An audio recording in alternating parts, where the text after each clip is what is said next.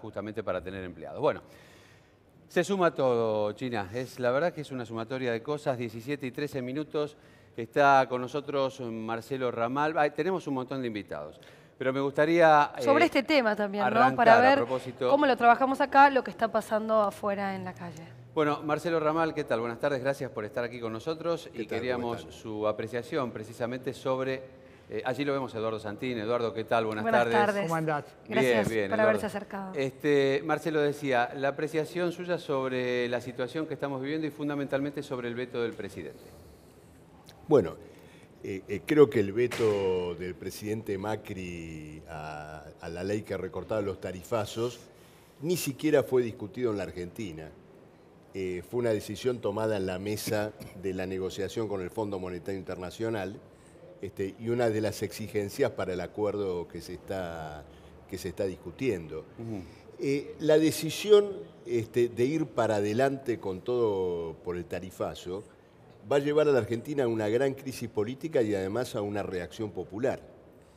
El gobierno en realidad impone el veto, pero ni siquiera puede sostener él mismo la política que impulsa. Ustedes fíjense lo siguiente, decidió ayer o hoy a la mañana Macri no permitir esta marcha atrás, ¿no es cierto?, en las tarifas, sí. Pero ese mismo gobierno tiene congeladas transitoriamente las naftas por 60 días por el temor que produce, digamos, que se dispare totalmente el tarifazo en las naftas. Dicen que igualmente no lo pueden soportar mucho más los por supuesto, las empresas. Y se está hablando de un aumento del 40% en las naftas, pero lo que quiero decir es que el propio gobierno está atemorizado por las consecuencias de la política que lleva adelante.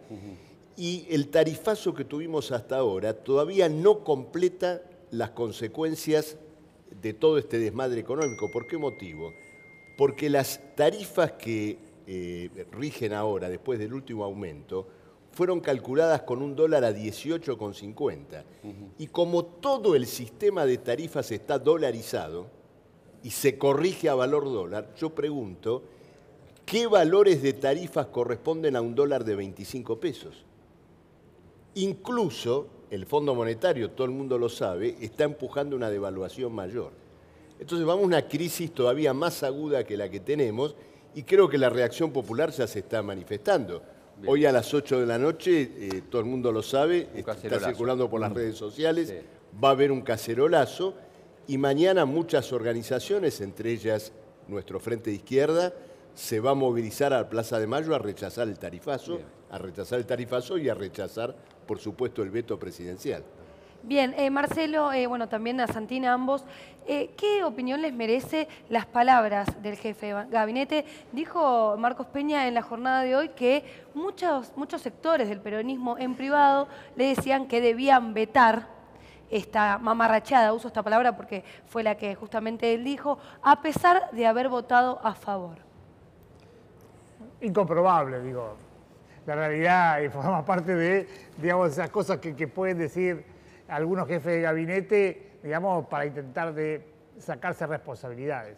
Pero, en definitiva, me parece que los vetos no le hace bien al sistema, ¿no? Es decir, es un mecanismo en la práctica, el del veto, es decir, aparece como poco, digamos, poco democrático, digo, porque la realidad es que la voluntad mayoritaria del Congreso y la voluntad mayoritaria de la gente, porque ustedes habrán visto, hay encuestas que muestran que más del 80% de la gente está en contra del veto, ¿no? Es decir, porque este aumento de las tarifas realmente ha impactado sobre la sociedad de una forma muy dura, porque ha generado preocupación, tristeza, la gente, digamos, siente que específicamente su vida, es decir, tiene un achique fenomenal, no puede prender las estufas, no puede prender la luz, digamos, este tipo de cosas que hacen a la calidad, a los derechos que tenemos los ciudadanos, digamos, de tener una vida medianamente digna. Así que, pero la Universidad de Avellaneda hace muy poquitos días había hecho un informe en el que es decir, el costo de los servicios habían pasado de ser el 6% al 20% del salario. Sí, sí. Es decir, esto es un impacto realmente muy fuerte, digo, porque cuando uno gana 20.000 pesos y en la práctica, es decir, se va a consumir 4.000 en servicios, es decir, la realidad, esto tiene un impacto muy fuerte, si a eso hay que agregarle alquiler, comida, Sí, ¿no? Es decir, digo. entonces, es decir, este tipo de cosas me parece que influye mucho, sobre todo, y si aparte le ponemos el tema de los jubilados, es decir, la realidad es que en estos últimos días, es decir, digamos, hay un estudio que ha hecho la asociación en la cual preside Polino, en la que con el aumento del dólar, los medicamentos aumentaron en los últimos días el 20%. Sí. Digo, en promedio. Hay algunos que aumentaron el 10, otros que aumentaron casi el 38. Sí. Digo, la realidad es que para un jubilado, es decir, la canasta de medicamentos más salud es el 20% de sus ingresos. Entonces, digo, frente a estas cosas, digo, el impacto que está generando esto, porque cuando el presidente dice, ¿quién va a pagar estos 115.000 millones que significaban en principio lo que ellos dicen que cuesta la ley que votó el Congreso, 65.000 dice el propio Congreso? Digo, si estamos pagando 1.000 millones por día de interés en la LEVAC. Digo, si en realidad hay muchos lugares para sacar la plata. La realidad es que uno cuando está en el gobierno toma decisiones. Si la pone en el sistema financiero o se la pone en el bolsillo de la gente, ¿no? Ahora, Eduardo, sí, perdón, yo le quería preguntar a los dos, ¿no? Porque, bueno, bien decía usted que son decisiones políticas, pero siempre detrás de esas decisiones políticas también hay consecuencias. Digamos, ¿quiénes se benefician con este veto y quiénes se perjudican, ¿no? Porque hay de los dos lados también. A los dos les pregunto, ¿no? A ver, los beneficiarios del veto son los grupos gasíferos, petroleros, energéticos, que están gozando de una situación absolutamente inusitada en materia de beneficios. Ayer en el debate del Senado se volcaron datos muy importantes. Por ejemplo, hoy a los productores de gas en la Argentina se les reconoce un precio del gas de $5 la unidad calórica. Pero en sus balances, en los balances que YPF registró incluso ante la Comisión de Valores de Nueva York, porque YPF tiene efectivamente 49% de accionistas privados, en esos balances aparece un costo del gas de $1,90. Ajá. Es decir, un costo de $1,90 y un precio que se le reconoce a los grandes grupos petroleros que operan en el país de $5. Esto constituye una verdadera extorsión sobre el país que no se puede admitir bajo ningún punto de vista. ¿Por qué? Porque finalmente el gas y el petróleo se extraen de un suelo que es de dominio público, que es de dominio del Estado. El Estado nacional y provincial, incluso en una negociación con grupos privados, puede perfectamente arbitrar un precio que no tiene por qué ser valor extorsivo es que el gobierno defiende porque sería lo que costaría eventualmente importarlo. Le quiero hacer una Pero pregunta. solo se importa el 20% del Una gas. pregunta con una respuesta cortita porque quiero abrir el juego para que todos participemos.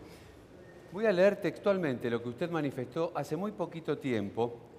Dijo que la política económica del gobierno es dar rienda suelta al juego privado y agregó que es el gran canal para el lavado de dinero. Me pareció muy fuerte. Levanté palabras suyas, textuales, como usted lo dijo, casi creo que en noviembre de 2017. ¿A qué se refería? ¿Esto está para usted? ¿No? No, para usted. Para mí no. Marcelo.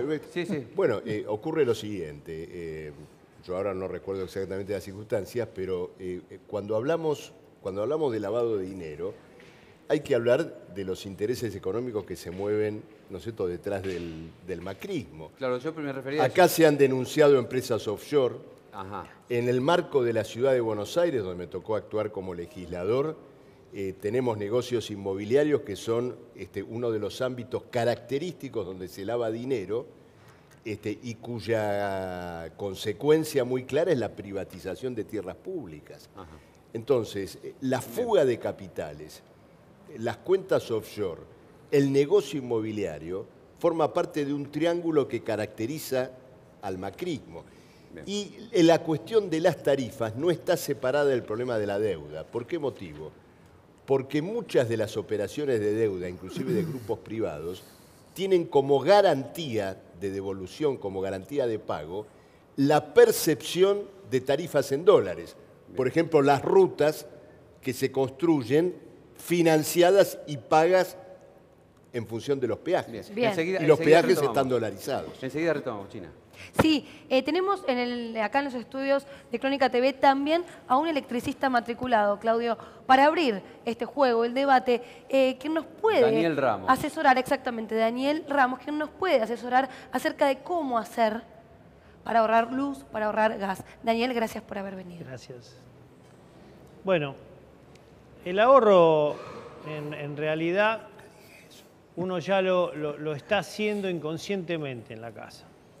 Cuando recibe la factura, lo primero que hace el que la paga es comunicarle a la familia lo que debe hacer para no tener que pagar esos valores exorbitantes que se están pagando en este momento, en lo que a mí me compete con la parte eléctrica.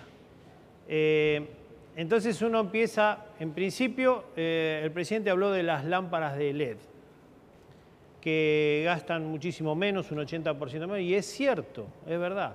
Pero ahí no se va el grueso del consumo de un hogar. La iluminación es lo que menos gasta. Lo que sí se lleva es, por ejemplo, la plancha, el lavarropas, el conjunto de aparatos electrónicos, llámese televisión, computadora, cargadores de celulares, transformadores que quedan conectados las 24 horas. Ahí es donde se diluye todo el consumo de un hogar. Hornos eléctricos y estufas eléctricas. Horno eléctrico, microondas, lavarropas. Digo, al precio de garrafa hay gente que piensa que poner una estufa eléctrica o cocinar en horno eléctrico es más barato y no es así. Y no es así. No es así, por supuesto. Mire cómo será, digamos, cuando se empezaron a construir edificios en los últimos 4 o 5 años, se dejaron de hacer las instalaciones de gas por el gran costo que tiene la obra hacer toda la conexión. Entonces hicieron todo eléctrico. Losa radiante eléctrica, cocina eléctrica y todo eso. Hoy yo quiero ver esa gente que ha comprado esos departamentos, cómo va a ser para pagar la factura. Porque dado que la factura, el consumo, cuando uno viene en la factura de gas, la lectura es bimestral, pero la facturación es mensual. O sea que si el valor del kilowatt cambia en el mes, a usted el segundo mes ya está pagando con aumento. Claro. Entonces, es constante el aumento. Permanente. Bueno, y además dijeron que esto no va a parar porque tienen que seguir los aumentos hasta por lo menos mediados de 2019. A propósito de este tema, también estamos con Andrés Di Pelino, que es el vocero de CERES. CERES es el Centro de Estudios de Regulación Económica de los Servicios Públicos. Hace un tiempo, ¿cómo le va? Ante todo, muchísimas gracias por estar aquí con nosotros. Y la pregunta, hace un tiempito usted manifestó que si se congelasen las tarifas, como pide la oposición hoy, habría 2 problemas. Uno, el deterioro inmediato del servicio por no poder cubrir los costos operativos, en contra de lo que decía el senador Felipe Solá ayer, que manifestaba que las empresas estaban llenas de plata por sí mismas. Por otro lado, también dijo que habría un derrumbe inmediato de la bolsa, calamidad para el mercado y destrozo de las energéticas. Así abrimos. ¿Qué me puede decir al respecto? Bueno, no, eso se dijo en un contexto donde lo que se hablaba era retrotraer tarifas al escenario 2015.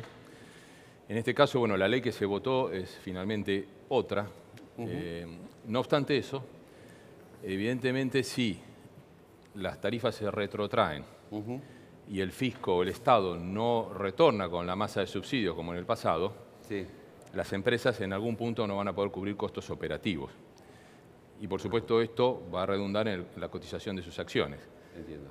El tema es en realidad que esta historia termina mal, porque nosotros decíamos que esta historia arranca mal. A partir del cambio de gobierno, la mala praxis, si se quiere, en la cuestión tarifaria, conduce a esta situación donde se van recomponiendo los precios a los saltos, se va, digamos, generando un escenario de malestar en los consumidores que no entienden lo que se les está facturando, que no logran comprender cuál es el precio que están pagando. Recordemos que la factura tiene un costo de abastecimiento, tiene un margen que está en la distribución y en el transporte. Eso lo determinan los entes reguladores a través de audiencias públicas, y después un conjunto de impuestos. Acá se decía hace instantes que el precio del gas en Boca de Pozo es finalmente el que va a determinar toda la cascada que viene hacia abajo. Entonces, parece muy importante que el gobierno en ese sentido, digamos, vuelva hacia atrás, reconsidere ese precio, porque este escenario en dólares, que se sigue recomponiendo incluso en el 2018 y sigue el sendero de expansión al 2019... Andrés, con nos va a respecto complicar. a lo que vos decís, tomo tus palabras, esto termina mal porque arrancó mal y aparentemente va a seguir mal. ¿Qué pasa con la CGT a partir del veto, Luis Autalán? Bueno, frase o placa roja, los une el espanto. En este momento en la CGT, o hasta hace algunos meses, había sectores más dialoguistas, sectores más combativos. Cortito y en forma de telegrama, para tener en cuenta. Camioneros hoy le fue rechazada la paritaria del 27%. ¿Qué significa esto? Dijo Comayano, el lunes vamos a la lucha. ¿Qué pasa mañana? La marcha federal que iba a llevar al Congreso va a Plaza de Mayo. Gremio UPCN, de los más dialoguistas con el gobierno, dijo, estamos cerca de la confrontación. Y quizás, como decía,